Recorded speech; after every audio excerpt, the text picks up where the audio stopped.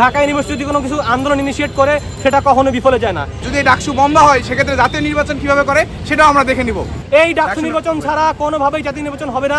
নিজেরা টিউশনের টাকা দিয়ে আমরা ইলেকশনে নামছিলাম এবং সেই ইলেকশনটা এখন স্থগিত হচ্ছে। আমি আবির হাসান, স্বতন্ত্র শিক্ষার্থী ঐক্য থেকে সদস্যপদে নির্বাচন করতেছিলাম।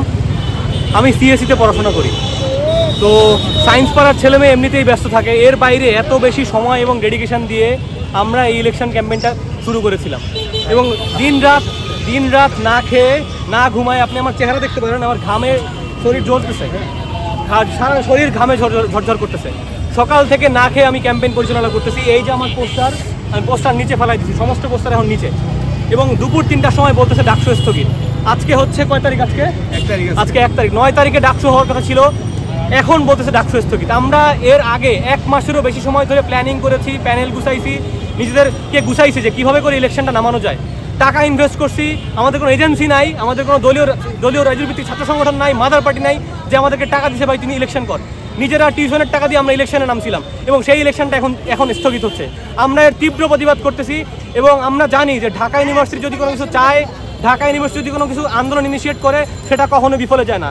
এই ঢাকা ইউনিভার্সিটির শিক্ষার্থীরা সমস্ত আন্দোলন সংগ্রামে একদম অগ্রনায়ক ছিল।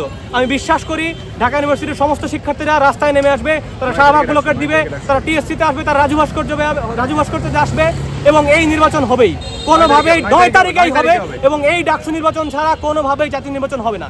এই ডাকসু নির্বাচন ছাড়া কোনোভাবেই জাতীয় নির্বাচন হবে না।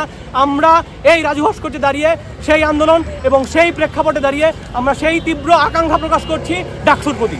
আমি সেন্ট্রালের সদস্য পদপ্রার্থী ছিলাম, স্বতন্ত্র শিক্ষার্থী ঐক্য প্যানেল থেকে আর কি। ডাকসু হচ্ছে একটা শিক্ষার্থীদের অধিকার। এতদিন দলীয় প্রভাবের জন্য ঢাকা বিশ্ববিদ্যালয়ে যে ভংসুর অবস্থা ছিল, এই ভংসুর অবস্থা দূর করার একটা উত্তম উপায় ছিল এই ডাকসু। এর মাধ্যমে ইলেক্টেড প্রতিনিধি বের হবে যে ঢাকা বিশ্ববিদ্যালয়ে যত বাজে বাজে সিচুয়েশন, খাবারের ইস্যু, যে কোনো একটা শিক্ষার্থীর মৌলিক অধিকার নিশ্চিত করতে এটা। কিন্তু এটা যদি বাস্তবায়ন না হয়, দিন শেষে আবার কোনো দলীয় এজেন্ডা বাস্তবায়ন হবে, তাদের পারপাসে সব কিছু কাজ করবে। স্টুডেন্টরা সবসময় বঞ্চিত ছিল, বঞ্চিত থাকবে। এই ডাকসু যে আজকে অফ করছে, এই কার ডিসিশনে কীভাবে অফ করছে, এককভাবে তো কোনো ডিসিশন নিতে পারবে না, এটা আমরা মানি না। আমরা খুব দ্রুতই আর কি এখানে হচ্ছে প্রেস ব্রিফিং করবো, প্লাস হচ্ছে কি আমরা যত ধরনের পদক্ষেপ নেওয়া উচিত সেটা নিব। 9 তারিখে ডাকসু হওয়ার কথা 9 তারিখেই হবে। যদি এই ডাকসু বন্ধ হয় সেক্ষেত্রে জাতীয় নির্বাচন কীভাবে করে সেটাও আমরা দেখে নিব।